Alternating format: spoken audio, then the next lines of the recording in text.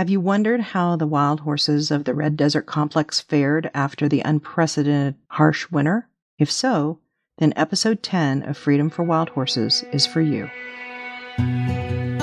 Welcome to the Freedom for Wild Horses podcast, the place to find out about wild horses in the American West and what you can do to help them stay wild and free.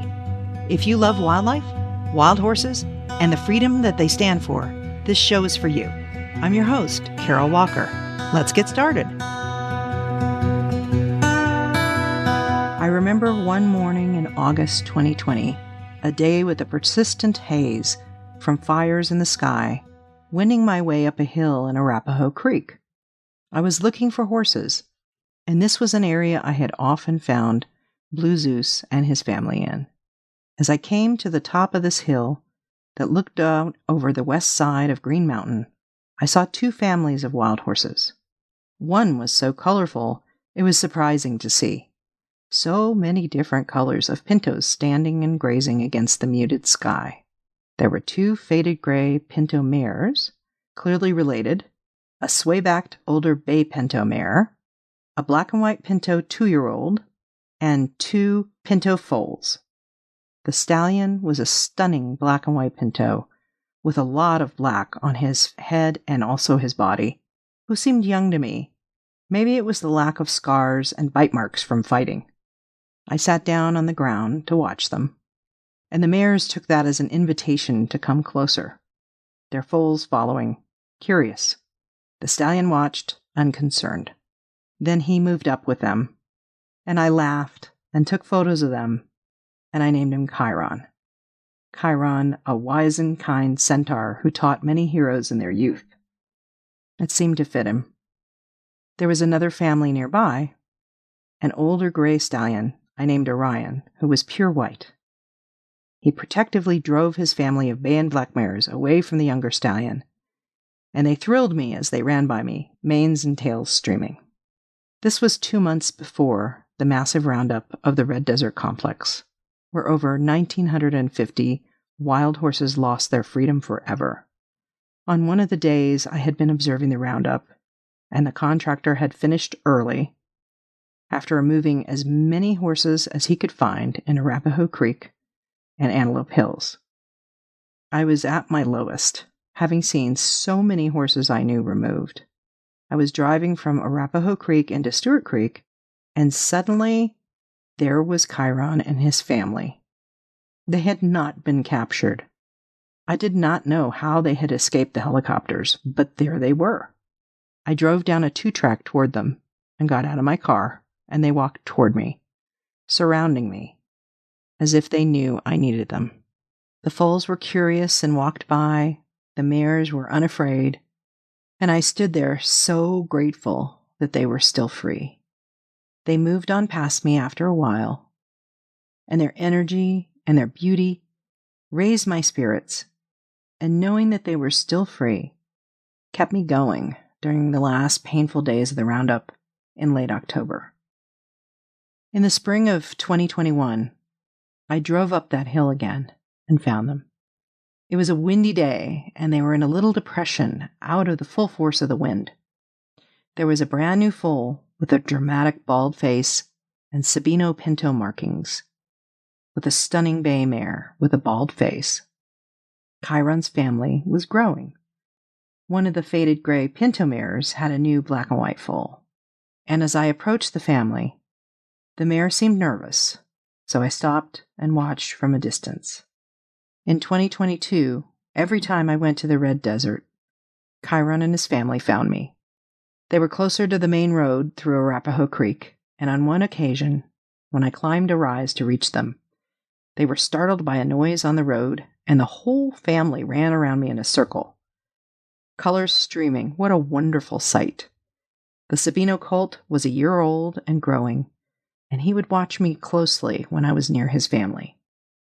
There were 2 new babies, one black and white colt who looked just like his daddy. That year in late October, after a sudden early snowfall, I spotted them with several other families, napping and enjoying the sun, their colors standing out brilliantly against the snow. Chiron was very busy that day, running after other stallions who came too close and chasing them away from his family. But the rest of the family were very relaxed. They were content to stand and doze in the sun. The next time I saw them was when I came out for a quick trip after Thanksgiving. I had a hard time finding any horses. It seemed that they were on the move. I had seen the stallion Tyr and his family in their usual area in Stewart Creek the day before, so I headed to where I had last seen them. There they were. They had moved a little further east than before, and close to them I was very surprised to see Chiron and his family, on the move, headed further east. I had never seen them in this part of Stewart Creek before. Tyr was cautious, clearly concerned about the older, more experienced Chiron being near his family. But Chiron was calm, as usual, and showed no intentions of trying to steal his mare and her filly. I watched them for a while and wondered why they had gone to this area. When I left to head home that day, I had no idea of the ferocity and devastation of the winter to come. The winter that wrapped the Red Desert in its fist was unlike any since the 1970s. It set in early, in late December, and record-breaking cold and snowstorms pummeled the area with huge drifts, unrelenting until April. There was a rare inverted snowpack where the low elevation areas were socked in with snow, not the higher areas like in a normal year. Bottom-heavy snow with enormous drifts. The roads into the area were plowed and plowed and plowed until they finally gave up plowing, and the roads became completely impassable. Even the mine workers could only be brought in by snowcat. I became more and more concerned about all the animals in the area, not just the horses, but the pronghorn, deer, and elk as well. When my friend Jim Brown told me in early March that he was going to take a flight over the Northlander complex because he was concerned about the horses, I asked if I could go with the pilot over the Red Desert complex, and he agreed. He would go for a few hours in the morning, and I would go in the afternoon. It was a 2-seater plane, the smallest I had ever been in, but the pilot Art was a flight instructor and familiar with the area, so I felt safe with him. We started out flying over Crooks Mountain, and it looked as though there was an ocean of snow set out before me. It was dense and smooth for miles. At the base of Crooks, we saw small families, little islands of horses. The patterns of their hooves in the snow looked like coral reefs from above. The horses I saw that day looked for the most part healthy, but thin, especially the yearlings. We saw one lone dead horse on a hill. Many of the horses were on ridges where the snow had blown off, which makes sense because that allowed the horses to get to the forage. We went down part of Arapahoe Creek, but saw no horses there. There were several family bands around the southern base of Green Mountain. We tried to get into Stewart Creek, but the turbulence was too strong, tossing the small plane up and down. So we turned and made our way toward Antelope Hills, the most remote of the herd management areas. We saw several families near the oil field, and also saw 2 large families on the move as we headed back to the airport. I was encouraged that I had seen horses in relatively good condition and was certain that the winter would end soon. And surely the horses would make it. Or would it end soon? It kept storming. The deep snows did not loose their grip on the area until the middle of April. There were stories of the massive deaths of 75% of the migratory pronghorn antelope. The desert elk did better because they were fed in many areas, but not the wild horses. My friend Angelique Rea spent 3 days in the Red Desert complex in April looking for horses, and our fears had been justified. There were survivors, and then there were those who did not make it. I was most concerned about 3 families that I knew, and Chiron's was one of them. I don't know why some horses call to me, enchant me, pull on my heartstrings, but this family was definitely one of them. On my first day out to the area in mid-May, I found an entire family of wild horses who had perished on a low rise, visible from the road. I walked around them and felt as though I was in shock. They'd been trapped by the deep snow. They had run out of food, and they were gone. They died together. The predators had been feasting on them in the natural cycle of life. I saw many other lone horses that had perished. In 3 days, I saw 15 bodies, and I had not even been looking for them.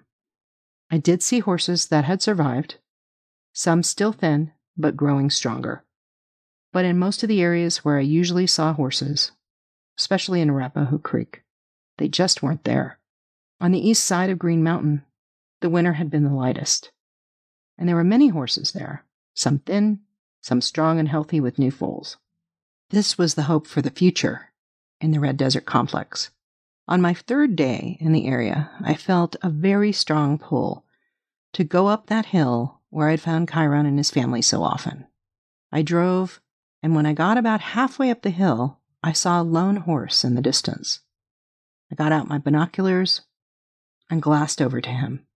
It was the stunning bald-faced Sabino colt, who was now 2 years old, all alone. When I walked back to my car and got my camera, he was closer to me. I felt as though he was trying to tell me something. I wondered if he had been kicked out of his family and was encouraged that I might find them nearby. After all, he was 2 years old. I continued driving up the hill, went down several 2-tracks, glassing with my binoculars over the hills and ridges and sandy areas, and I found more water than I had ever seen in this usually very dry area. But no sign of Chiron and his family. At a very great distance over another hill, I saw a family of grays and bays and wondered if it was Orion's family. I finally turned my car around after nearly getting stuck at a waterhole and started back down the hill. The colt had followed me. I stopped my car and got out, and he walked toward me. He had come to this area looking for his family because it was familiar. But they were gone. As he got closer, I saw how thin he was, even though there had been grass for the last month. And he looked no bigger than when I'd seen him in November, and young horses grow quickly. His hair had not shed out from the winter. He kept looking up the hill, as though hoping that his family might walk over it at any moment. I realized that he was the lone survivor of his family, and he was telling me that they were gone. They had lived their entire lives, wild and free as the wind and the land they called their home. I was crying, and I told him that he would be okay. I don't know if he understood, but I felt that he took comfort in my company. He was strong, and he was going to live. He is Ghost Warrior. Thank you for listening to episode 10 of Freedom for Wild Horses. Go to my website, www.wildhoofbeats.com, to see photos of Chiron and his family, and to subscribe to my blog to get information on how you can help America's wild horses. Thank you for listening to this episode of Freedom for Wild Horses. If you want to learn more, follow me at www.wildhoofbeats.com for more information and for ways to help America's wild horses. See you next time.